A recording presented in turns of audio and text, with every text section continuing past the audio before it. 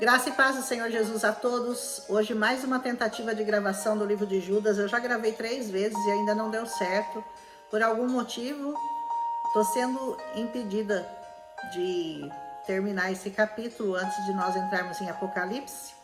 Mas você vai descobrir coisas interessantes que talvez você não soubesse sobre Judas. Não é o Iscariotes, tá? Porque o Iscariotes morreu, se matou logo após a ressurreição e morte do Senhor Jesus, morte e ressurreição do Senhor. Esse Judas, segundo alguns historiadores, segundo alguns teólogos, ele é irmão de Jesus Cristo.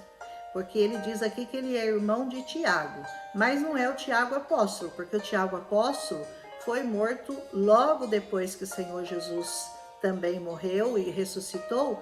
E esse Tiago é um outro Tiago, Tiago de irmão, filho de Maria e José.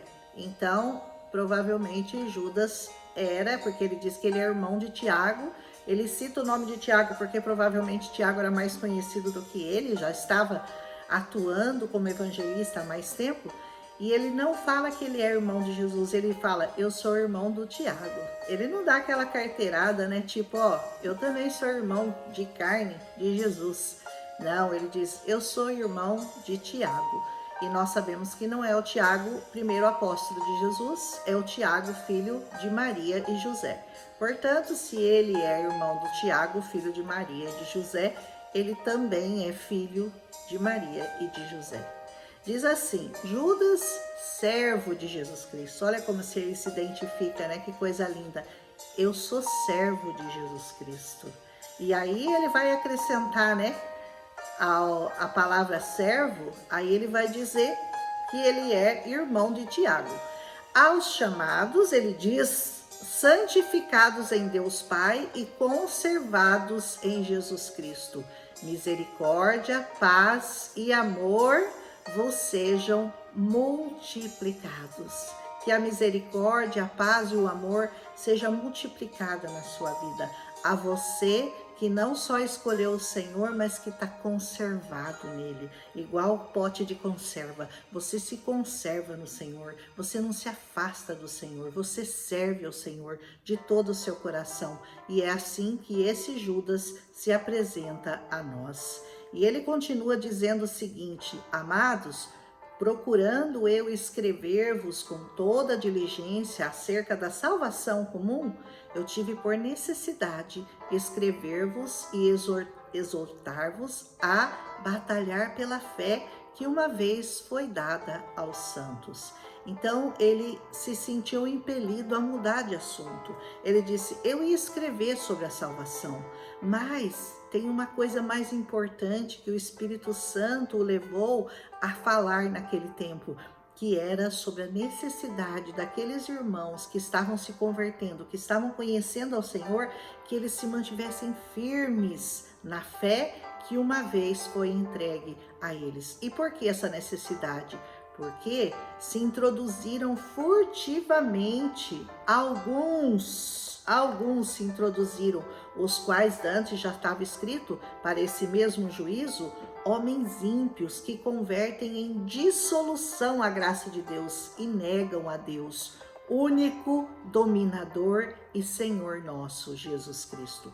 Algumas pessoas hereges, alguns ímpios, estavam se infiltrando no meio da igreja do Senhor e para falarem heresias e para destruírem a verdade que está em Cristo Jesus.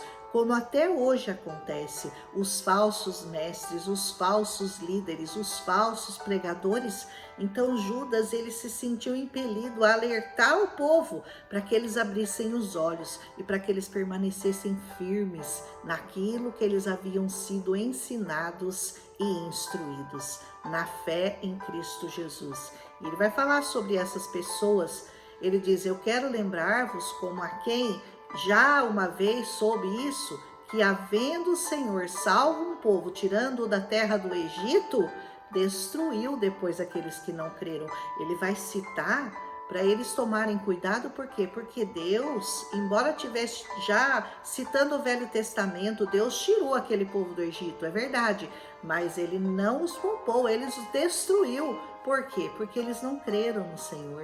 Então não é porque você está salvo em Cristo Jesus que você não tem que continuar batalhando pela fé que foi te dada um dia. Você entende a preocupação de Judas? Ele fala, ele não poupou o povo dele. Ele destruiu, depois de os ter salvado, depois de os ter tirado do Egito, que significa que representa o mundo para nós, ele depois os destruiu, porque eles não creram nessa palavra como deveriam ter crido. E ele vai citar mais coisas do Velho Testamento. É importante, por isso eu falo da importância de nós conhecermos o Velho Testamento. Por quê? Porque o Novo sempre traz algum exemplo do Velho para fazer uma comparação, para fazer uma ilustração, para fazer uma analogia. E se você não conhece o Velho Testamento, como que você vai entender isso que ele está falando?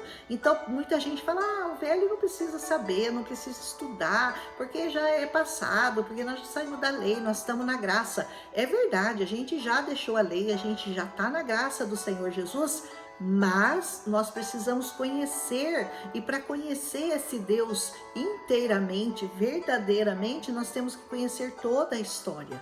Não podemos ficar uma parte da história ignorando aquela. E ele está aqui citando, olha, vocês lembram que o Deus tirou o povo do Egito e depois ele matou aqueles que não creram? E os anjos, ele vai falar dos anjos que não guardaram seu principado, mas deixaram a sua própria habitação. Ele vai falar dos anjos, ele reservou na escuridão e em prisões eternas. Então o Senhor não poupou os anjos também, não poupou o seu povo, não poupou os anjos. Todos aqueles que desobedeceram ao Senhor tiveram o seu merecido castigo.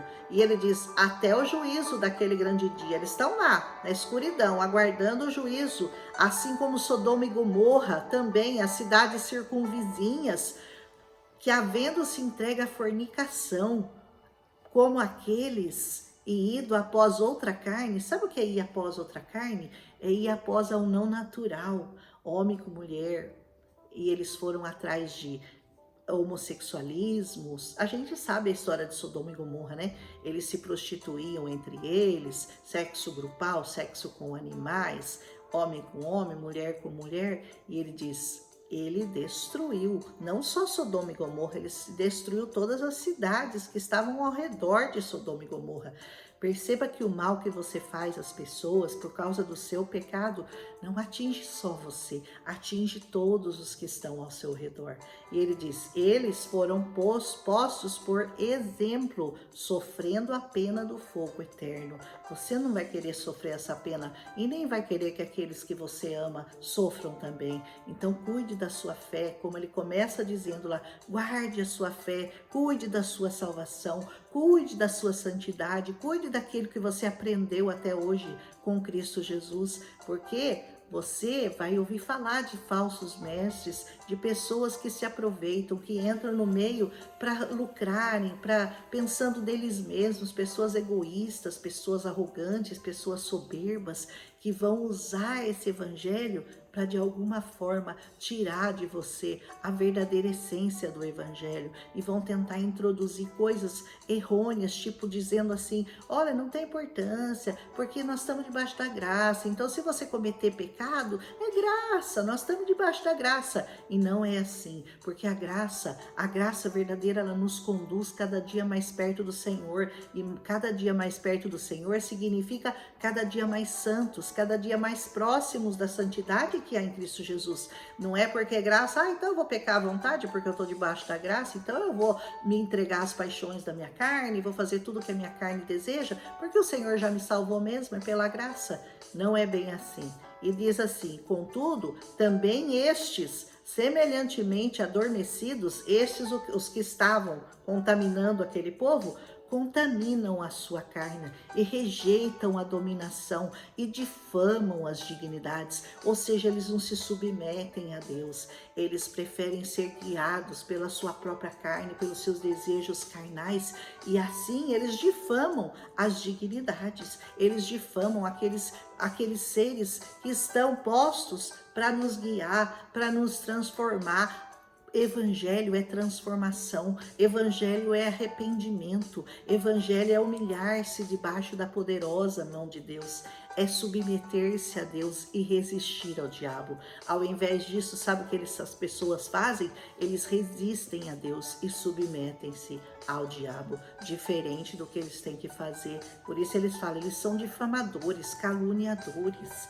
Cuidado com essas pessoas. E ele continua dizendo, mas o arcanjo Miguel, quando ele contendia com o diabo e disputava a respeito do corpo de Moisés, ele não ousou pronunciar juízo de maldição contra ele, mas ele disse, o Senhor te repreenda. Você sabia dessa parte aqui? Você sabia que o Satanás, ele disputou com Deus o corpo de Moisés? Por quê? Porque Deus intentava ele mesmo esconder e enterrar o corpo de Moisés para que ninguém o idolatrasse, para que ele não virasse um motivo de idolatria, porque ele sabia que se soubessem onde estava o corpo dele, eles iriam idolatrá-lo.